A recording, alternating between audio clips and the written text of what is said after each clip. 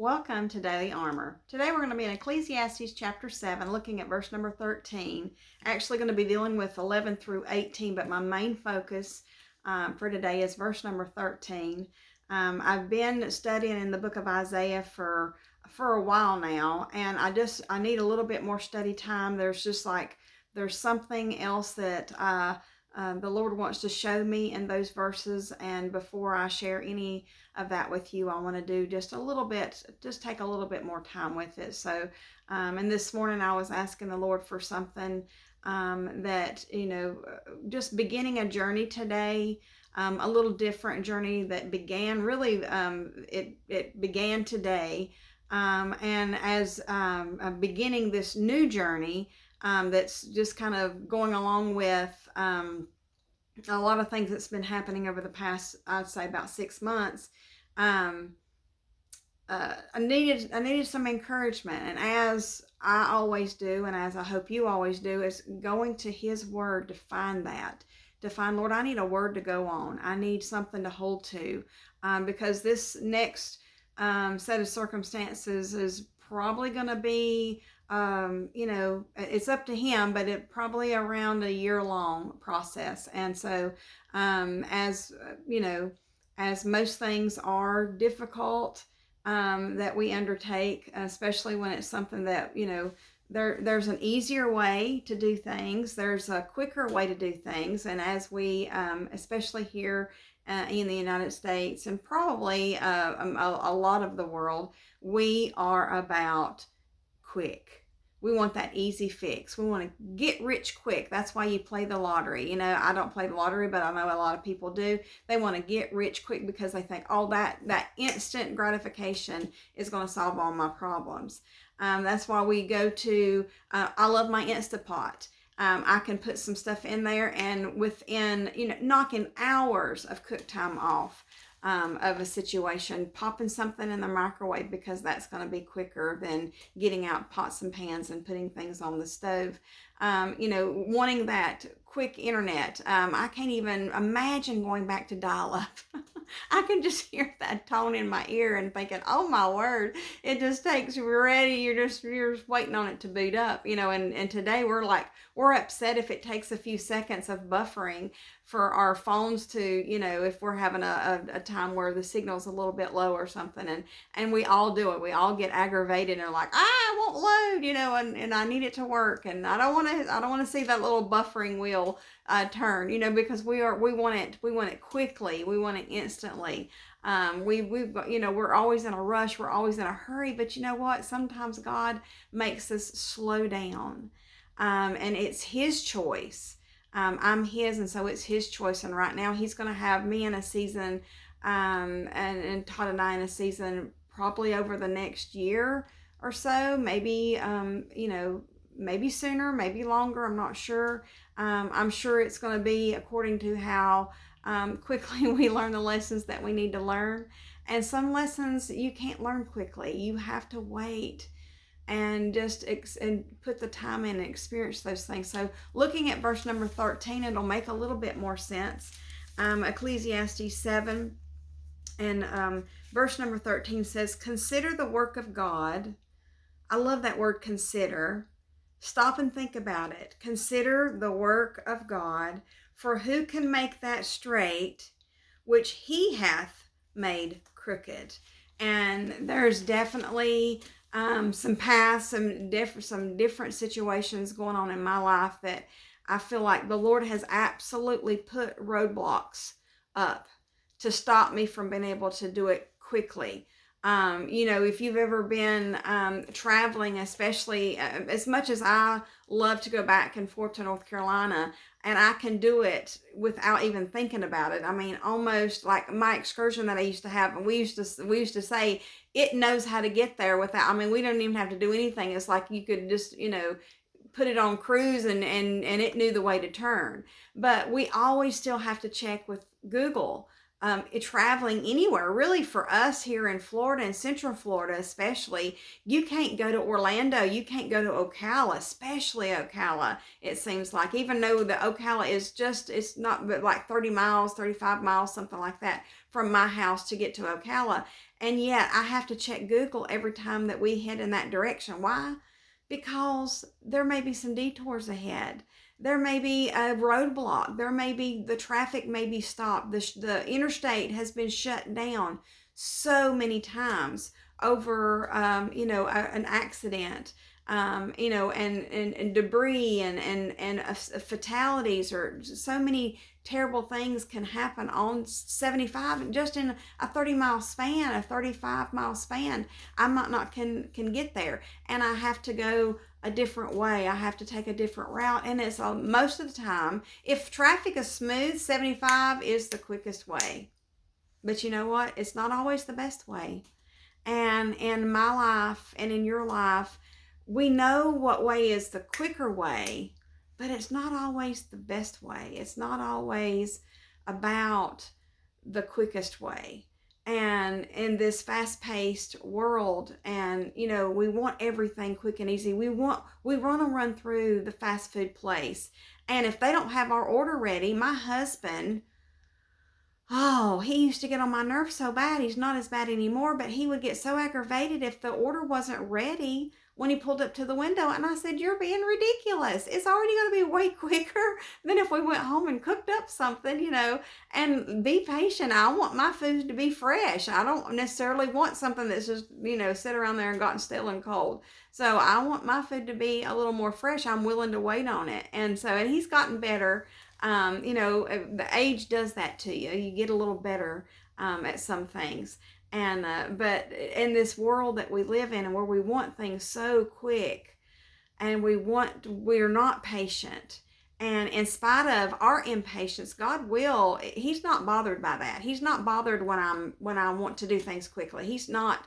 It doesn't change his plan for me, and it doesn't change his plan for you. When he wants something to be accomplished, he may take us a crooked way to get there. The children of Israel are a wonderful example of that, where it was a much quicker way.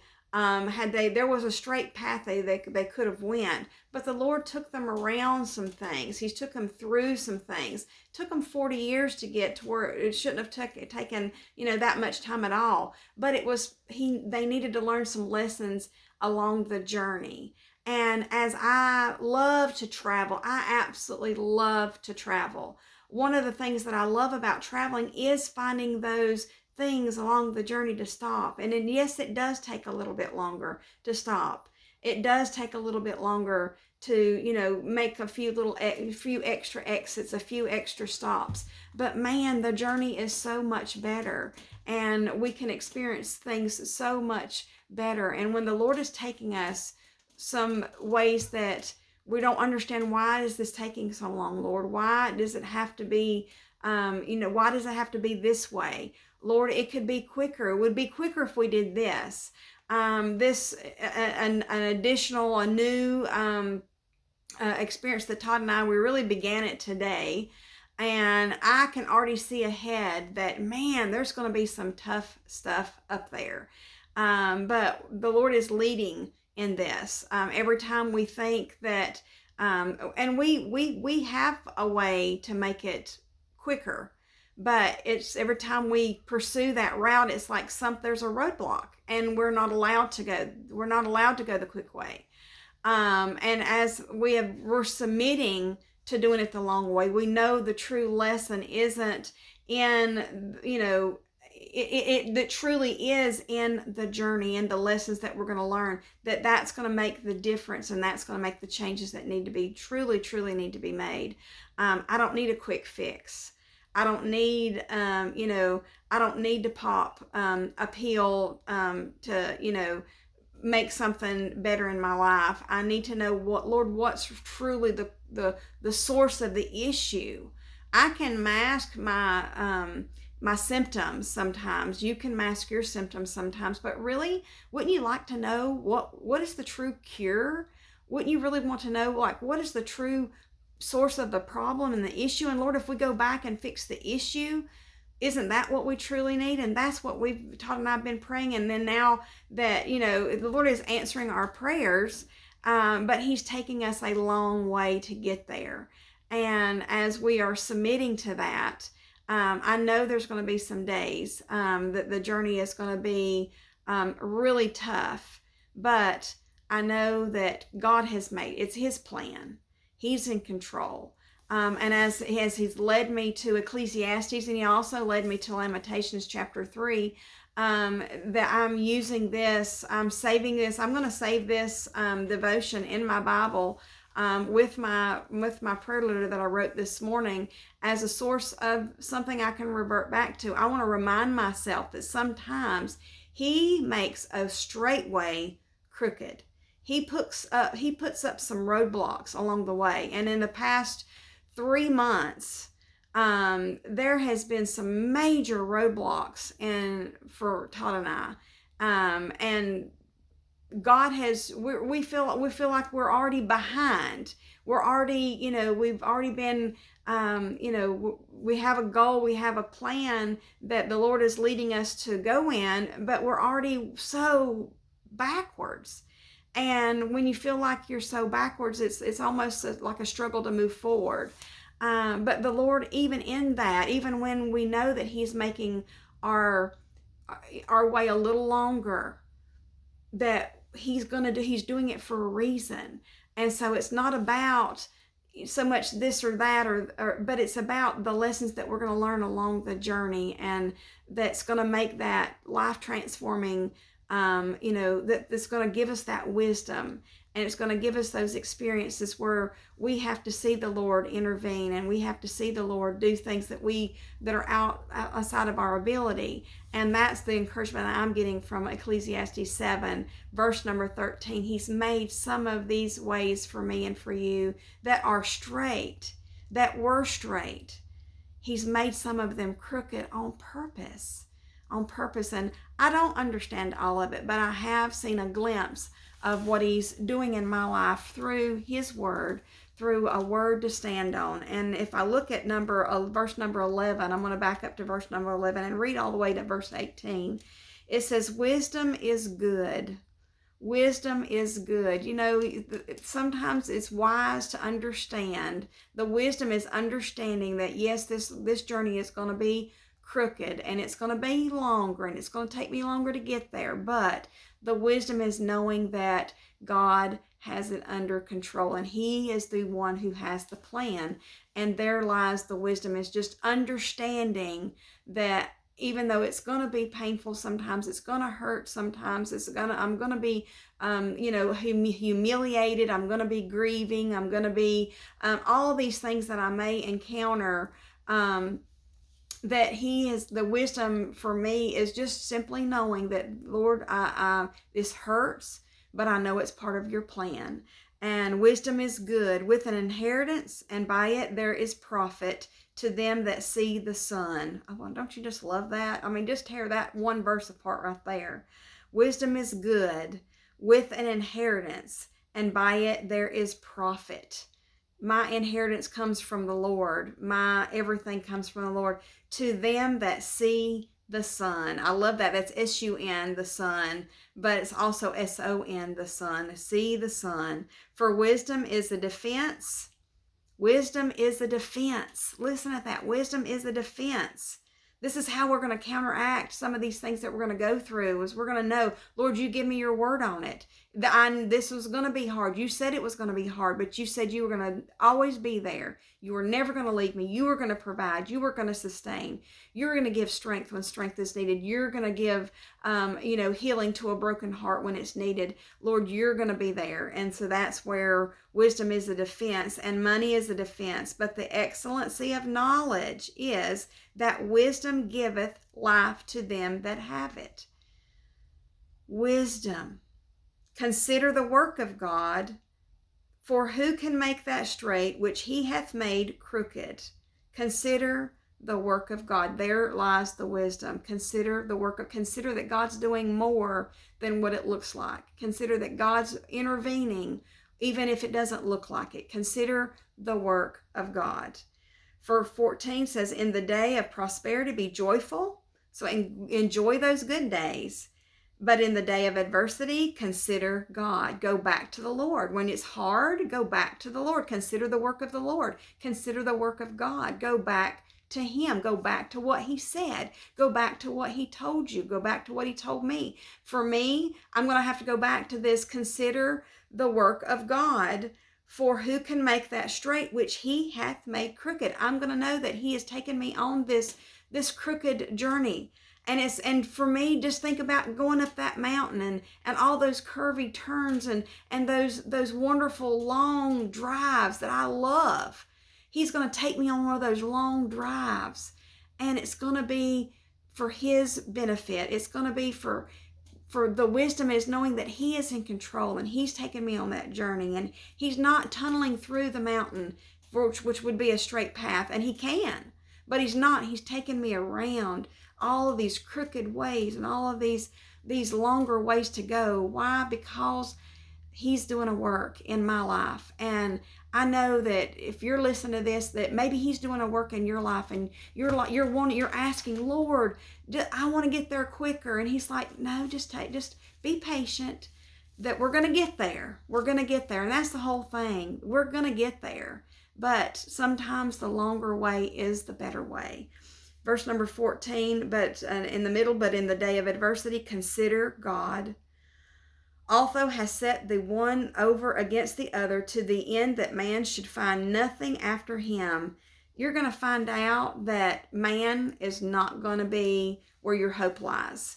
It's not in that doctor. It's not in that advisor. It's not in that counselor. It's not in that prescription. It's not in the new technology. It's not in how much quicker we can do things. It's not the fastest internet. It's not any of those things. But you're going to find out that there's nothing that you can hold to in any of that other stuff, but God. That is where our wisdom is going to lie, in knowing that God is in control. Verse 15, all things have I seen in the days of my vanity. There is a just man that perisheth in his righteousness, and there is a wicked man that prolongeth his life in his wickedness. So remember, this is Ecclesiastes. So this is Solomon. Solomon is the wisest man. The wisest human that ever lived was Solomon, because he asked for wisdom and God gave it to him. And God gave it to him abundantly. And even through his wisdom, he didn't practice what he preached. And he saw some things, and he took note of some things. And that's where we're seeing here in the book of Ecclesiastes. We're seeing some of those things that he's experienced, but not righteous over much. Be not righteous over much, neither make thyself over wise. Don't ever think that, I'm wise in this situation, but don't ever get overconfident thinking you've got it figured out. I have seen, and you'll find this, ladies, that we see this a lot of times in men. Not that it doesn't happen with women as well, because it does. I've seen it with women as well. But they're so bold and confident that they're a little overconfident. And we as women, we just sit back, and we sometimes we don't say a whole lot, and we just wait and let them figure it out on their own, because sometimes the longer way is the better way. Sometimes you just have to experience it and go through it before you find out, hey, I don't have everything figured out. My husband in his 20s was the smartest man on the face of the earth. He was so wise and so smart and had it all figured out. And then as I have sat back and watched him go through his 30s and his 40s, and now that he's 50, he has looked back and said, you know what, I thought I had it so figured out, and I so didn't. And as I look back at myself in my 20s and my 30s, and I thought things had to be a certain way, and I thought, well, that it's only right if we do it this way. And the Lord has showed me time and time and time again that my ways are not His ways. that I am to follow him and he's leading and I don't have anything figured out. And so if you can look back in your life and realize that, you know what, I had a whole lot of things wrong. I misunderstood a whole lot of things. And I thought that the way that I did it was the only way that it could be done or that it should be done. And that's just simply not the case.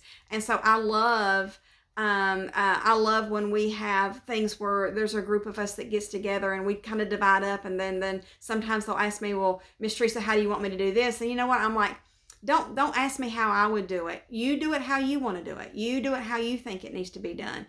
Because, you know, there's not a perfect way to do things. God is the only one that's perfect, and he's the only one that his ways are perfect. My ways are going to be flawed. Now I can make some suggestions. I can say, well, this is kind of how I do it, but maybe you can do it a different way, and maybe I can learn something new from you. Maybe you found an easier way to do this, or, you know, set this up or whatever. So I love how that through the years of understanding that, no, I don't have it all figured out, and we can learn from one another, and there is absolutely so much joy and closeness and camaraderie that comes with that, and how we are building lasting long-term relationships, thinking that way, not thinking that, you know, well, it's only this style that can be done and it's only that way that can be done, and the, you know, God's only glorified when you do it this way. You know, some churches don't have pianos because they think it takes away from their worship. And then other churches think that if you don't have that you're going to take away from the worship. And as we go to church every Sunday, it's about, Lord, you know, we want to give you worship that you want, that you ask for, that you desire. And as I do that in my personal life, Lord, I want to go through this the way you want me to. And he's always leading me, and he's always guiding me. And there lies the wisdom, is just looking to him and not looking to man, not looking to self, not looking to gadgets or quick fixes or anything like that. And I'm going to continue on. It says in verse number 17, and then let me back up to verse number 16. Be not righteous over much, neither make thyself over wise. Don't think you've got it all figured out. Why shouldest thou destroy thyself? See, if you think you've got it all figured out, it's going to be for your destruction. If you're not teachable, you're never going to get anywhere. If you're not willing to submit because you're like, no, Lord, this is not the way it happens. This is not what has to happen. This is, you know, it's got to go this way. It's got to go that way. It's going to be for your destruction. You're going to be so disappointed. You're going to be so heartbroken, because if you're relying on what you think, then you're going to be destroyed in the midst of it. But if you consider God, if you consider the work of God, if you consider him, then there lies the wisdom. And you don't have to, and the wisdom is in that I don't have to have anything figured out. I just simply have to submit to him. Now, verse number 17, be not overmuch wicked, neither be thou foolish. Why shouldest thou die before thy time?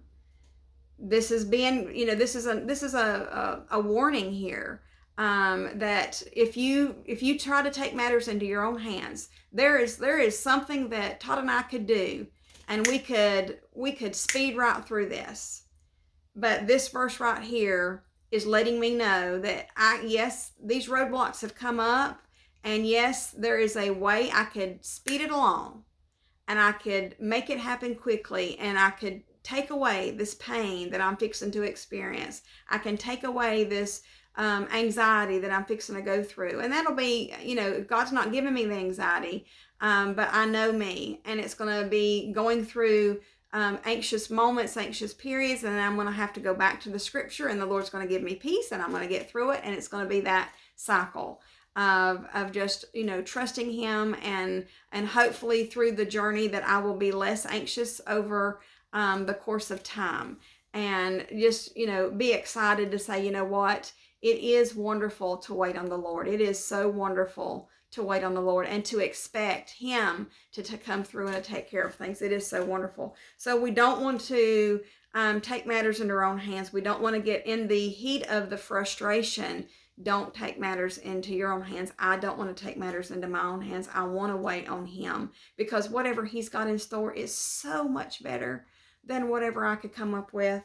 Verse number 18, it is good that thou shouldest take hold of this. It's good that we grasp a hold of it, that we get this mindset, that we change our selfish thinking, that we change our quick thinking, that we change this thinking of this fast pace. I got to have instant gratification. I can't give it the time. I don't have time to give it the time. That's where I've said before that I am, constantly, like, I'm looking at my timer on my video. I'm looking at my watch. I'm checking to see, how much more time that I have to spend in doing this devotion with y'all and whatever else I've got to do. So we're so structured around what the watch says, what the calendar says. But God tells time when it's time. And if he takes us a crooked way and we feel like we're going backwards, before you know it, he's going to make up the difference. And it's going to be that forward. It's going to be so much better than if we would have tried to take that quick way. If we would have tried to taken that, going that fast-paced way and miss the lesson altogether. And just like verse number 17 said, it's going to be for our destruction. It's going to be for our destruction. So be not overmuch wicked, neither be thou foolish. Why shouldest thou die before thy time? It is good that thou shouldest take hold of this. Yea, also from this withdraw not thine hand, for he that feareth God shall come forth of them all. Draw not thy hand away from the Lord. Don't try to jerk back. I have a toddler that I keep, my granddaughter, and I'll go to grab her hand because I'm trying to pull her in a different direction, and she'll try to snatch it away. Why? Because she's already made her mind up. This is where we're going. And I'm like, no, that's not where we're going. We have to go this way. We've got to go back this way. And so she'll try to snatch your hand back. So we do that to the Lord if we're not careful. When we think we've got it figured out, when we think we can't wait, when we think we're going to, well, Lord, I'm tired of waiting. I'm just going to go do this. And he's grabbing us by the hand and we're trying to pull free from him. We're trying to take it back. We're trying to let go. We're trying to, Lord, just take your hands off of me. I don't ever want him to take his hands off of me. I want always for his hand to be upon me. And then no matter how hard it gets, no matter how crooked things get and how long it takes to get through this journey that he's taking me on, that he's taking you on, whatever your journey is that he's taking you on, that as long as we know that God's got us by the hand, we know that no matter what the circumstances look like, no matter what the storm looks like, no matter how big the waves are, no matter how giant the giants seem, that there's nothing that is bigger than the Lord. So as I'm going through and really kind of like, I knew this journey was coming, and today it began. As I'm beginning my journey, and I'm understanding that when the longest ways are the better ways. Thank you for joining me. I look forward to seeing you again soon.